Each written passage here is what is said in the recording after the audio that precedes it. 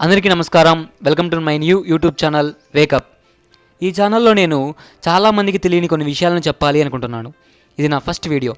ఈ వీడియోలో నేను చెప్పాలనుకున్న విషయం ఏంటంటే, మనలో చాలామందికి చిన్నప్పటి నుంచి ఒక డౌట్ ఉంటుంది. మన దేశంలో ఇంత పేదరికం ఉంది కదా, ఎందుకని గవర్నమెంట్ డబ్బులు ప్రింట్ చేసి పేదవారికి పంచిపెట్టదో అని. ఒక పేదరికమే కాదు, అన్ఎంప్లాయ్మెంట్, అతి తక్కువ సదుపాయాలు, అప్పులు, ఇలా మన దేశానికి చాలా సమస్యలే ఉన్నాయి. వీటన్నిటినీ మనం డబ్బులు ఎక్కువ ప్రింట్ చేసుకొని ఎందుకు సాల్వ్ చేసుకోకూడదు అని చాలాసార్లు అనుకుంటూ ఉంటాం. అంతెందుకు, ఇప్పుడు లాక్డౌన్నే తీసుకుందాం. ఇప్పుడు కూడా చాలామంది అనుకుంటూ ఉంటారు, ఈ లాక్డౌన్ వల్ల మనం ఎంత డబ్బు నష్టపోయామో అంతా ప్రింట్ చేసుకుంటే మన దేశ ఆర్థిక వ్యవస్థని తిరిగి దారిలో పెట్టుకోవచ్చు కదా అని. కానీ ఇలా మనం డబ్బులు ఎక్కువగా ప్రింట్ చేస్తే ప్రాబ్లం సాల్వ్ అయ్యేది కాదు కదా, ఒక కొత్త ప్రాబ్లం క్రియేట్ అవుతుంది. అదేంటో తెలియాలి అనుకుంటే ఈ వీడియో ఎండింగ్ వరకు చూడండి.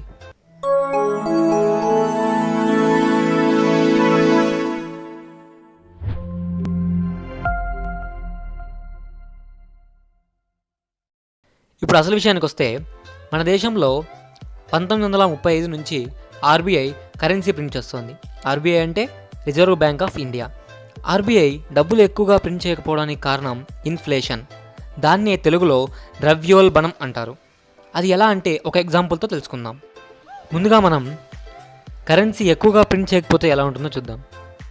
మన దేశ జనాభా మొత్తం 5 మంది అనుకుంటే ఒక్కొక్కరి దగ్గర 100 రూపాయలు ఉన్నాయనుకుందాం. అంటే మొత్తం అందరి దగ్గర ఉన్న డబ్బులు 500 రూపాయలు అన్నమాట. అలానే దేశంలో మొత్తం 50 కేజీల బియ్యం ఉంది అనుకుందాం. కాబట్టి 50 కేజీల బియ్యం కొనడానికి ఉన్న మొత్తం డబ్బు 500 రూపాయలు. అంటే ఇప్పుడు కేజీ బియ్యం విలువ 10 రూపాయలు అన్నమాట. ఇప్పుడు మనం కరెన్సీ ఎక్కువగా ప్రింట్ చేసిన తర్వాత ఎలా ఉంటుందో చూద్దాం. మనం అనుకున్నట్టుగానే గవర్నమెంట్ డబ్బులు ఎక్కువగా ప్రింట్ చేసి అందరికీ పంచిపెట్టింది అనుకుందాం. ఇప్పుడు ఒక్కొక్కరి దగ్గర 1000 రూపాయలు ఉన్నాయి అనుకుందాం. అంటే మొత్తం అందరి దగ్గర ఉన్న డబ్బులు 5000 రూపాయలు అన్నమాట. కానీ మన దగ్గర బియ్యం మాత్రం 50 కేజీలే ఉంటుంది. ఎందుకంటే గవర్నమెంట్ డబ్బులు ప్రింట్ చేయగలదు కానీ బియ్యం ప్రింట్ చేయలేదు కదా. కాబట్టి బియ్యం 50 కేజీలు మాత్రమే ఉన్నాయి. అంటే ఇప్పుడు 1 కేజీ బియ్యం విలువ 100 రూపాయలు అన్నమాట. డబ్బులు తక్కువగా ఉన్నప్పుడు 10 రూపాయలు ఉన్న కేజీ బియ్యం ఇప్పుడు ఎక్కువగా ప్రింట్ చేయడంతో 100 రూపాయలకు పెరిగిపోయింది. ఇంతకుముందు ఒక్కొక్కరి దగ్గర 100 రూపాయలు ఉండేవి. కేజీ బియ్యం 10 రూపాయలు ఉంది కాబట్టి ఒక్కో మనిషి 10 కేజీలు కొనుక్కోగలుగుతున్నాడు. అలాగే ఇప్పుడు ఒక్కొక్కరి దగ్గర 1000 రూపాయలు ఉన్నాయి. అంతేకాకుండా బియ్యం విలువ 100 రూపాయలు కాబట్టి ఇప్పుడు కూడా 10 కేజీలే కొనగలుగుతున్నాడు. సో ఫైనల్గా మనకి లాభం ఏమొచ్చింది? మనకి ఇక్కడ ముఖ్యంగా ఒక డౌట్ రావచ్చు, బియ్యం రేటు 10 రూపాయల నుంచి 100 రూపాయలకి ఎలా పెరుగుతుంది అని. అది ఎందుకంటే ముందు ఒక్కొక్కరి దగ్గర 100 రూపాయలే ఉండడంతో ఒక్కొక్కరు 1 కేజీ లేదా 2 కేజీలు మాత్రమే కొంటారు. కానీ ఒకేసారి అందరి దగ్గర ఎక్కువగా డబ్బులు రావడంతో ప్రతి ఒక్కరూ 20 కేజీలు కానీ అంతకంటే ఎక్కువ కానీ కొనాలని అనుకుంటారు. కానీ మన దగ్గర 50 కేజీల బియ్యం మాత్రమే ఉంది కాబట్టి డిమాండ్ పెరిగి రేటు కూడా పెరిగిపోతుంది. కాబట్టి దీనివల్ల లాభం ఏం రాకపోగా తిరిగి మనకే నష్టం వస్తుంది. ఎలా అంటారా? ఇలా డబ్బులు ఎక్కువగా ప్రింట్ చేసుకోవడం వల్ల మన డబ్బు విలువ తగ్గుతుంది. మన రూపాయి విలువ ఇతర దేశాలతో పోల్చుకుంటే దారుణంగా పడిపోతుంది. అది ఎలాగంటే, నేను చెప్పిన ఎగ్జాంపుల్నే తీసుకుందాం. ముందు 10 రూపాయలు కేజీ బియ్యం ఉండేది. డబ్బులు ప్రింట్ చేసిన తర్వాత కేజీ బియ్యం కాస్త 100 రూపాయలు అయ్యింది. ఫలితంగా మన డబ్బు విలువ తగ్గిపోతుంది. ఇలా ఒక బియ్యం ప్రైజే కాదు, అందరి దగ్గర ఒకేసారి డబ్బులు రావడంతో ప్రతి ఒక్కరి కొనుగోలు శక్తి పెరుగుతుంది. దీన్నే పర్చేసింగ్ పవర్ అంటారు. అందరి దగ్గర డబ్బులు ఉన్నాయి కాబట్టి అందరూ తమకి ఇష్టం ఉండే వస్తువులను కొనుక్కోవాలనుకుంటారు. దీని ద్వారా ప్రతి వస్తువుకి డిమాండ్ పెరిగి ప్రైస్ పెరిగిపోతుంది. తక్కువ డబ్బులు ఉన్నప్పుడు తక్కువ ప్రైస్, ఎక్కువ డబ్బులు ఉన్నప్పుడు ఎక్కువ ప్రైస్ అవుతుంది. ముందుగా మనం చెప్పుకున్నట్లు ఇన్ఫ్లేషన్ అంటే ధరల పెరుగుదల. ఇది ప్రతి ఇయర్కి 1% నుంచి 2% వరకు పెరిగితే పర్లేదు. కానీ ఒకేసారి 10 రూపాయలు ఉన్న వస్తువు 100 రూపాయలకు పెరిగేంతగా ఉండకూడదు. ఇప్పుడు కూడా మీరు ఏమో ఒకసారి ప్రింట్ చేస్తే కదా తెలిసేది ఏం జరుగుతుందో అని అనుకుంటే మన దేశం ఆ ప్రయోగం చేయాల్సిన అవసరం లేదు. ఎందుకంటే ఆల్రెడీ కొన్ని దేశాలు రిస్క్ తీసుకొని డబ్బులు ఎక్కువగా ప్రింట్ చేశాయి. అందులో ఒక దేశం ఇలా చేయడం వల్ల ఆ దేశం యొక్క పరిస్థితి ఏం జరిగిందో తెలుసుకుందాం. అదే జింబాబ్వే. వాళ్ళకున్న సమస్యల వల్ల 2007లో డబ్బులు ఎక్కువగా ప్రింట్ చేయడం మొదలుపెట్టింది. దేశంలో ఉన్న ప్రజలందరికీ డబ్బులు పంచిపెట్టింది.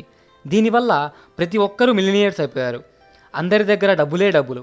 ఈ పిక్స్ చూడండి, మీకే అర్థమవుతుంది ఎంత డబ్బు ఉందో ఒక్కొక్కరి దగ్గర. అంత రిచ్ అయిపోయారు. కానీ ఇంత ఎక్కువగా డబ్బులు ప్రింట్ చేయడం వలన ఒక్కసారిగా ధరలు అన్నీ ఆకాశాన్ని అంటాయి. ప్రైజెస్ ఊహించుకోని విధంగా పెరిగిపోయాయి. $1 విలువ ఉన్న వస్తువు 1 లక్ష, 2 లక్షల వరకు పెరిగిపోయింది. రాను రాను ఒక్క బ్రెడ్ విలువ 10 మిలియన్ జింబాబ్వే డాలర్స్కి పెరిగిపోయింది. అంటే దాదాపు కొన్ని కోట్ల డాలర్లు.